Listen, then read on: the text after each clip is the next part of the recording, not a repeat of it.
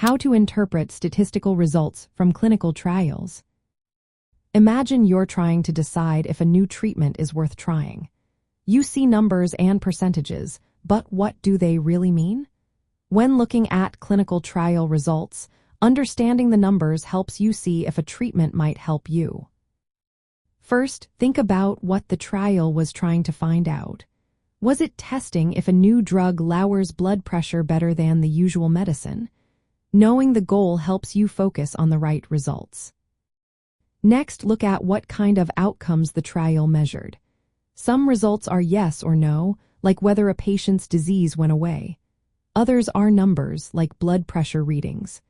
Some studies measure how long it takes for something to happen, like how long until symptoms return. When you see the results, they often include the effect size. This shows how much better or worse the treatment was compared to the control group. For example, if 50% of patients improve with the new treatment versus 30% with standard care, that difference tells you how effective it might be. You will also see a p-value. This tells you if the results are likely due to chance. A p-value less than 0.05 means it's unlikely the results happened by chance.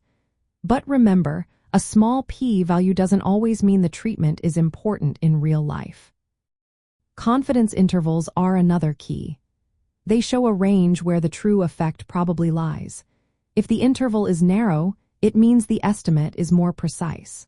For example, if the confidence interval for the reduction in blood pressure is 5 to 10 points, you can be fairly sure the true reduction is somewhere in that range. Relative risk or hazard ratios tell you how much the risk of an event changes with treatment. If the hazard ratio is 0.75, it means there's a 25% reduction in risk. Number needed to treat is a helpful number. It shows how many people need the treatment for one person to benefit. If the NNT is 10, then treating 10 people results in one person getting better because of the treatment. But it's not just about the numbers. Think about whether the benefit is big enough to matter in daily life. A small reduction in symptoms might be statistically significant but not noticeable to you. Check if the study used good methods. Proper randomization and complete follow-up help make the results trustworthy.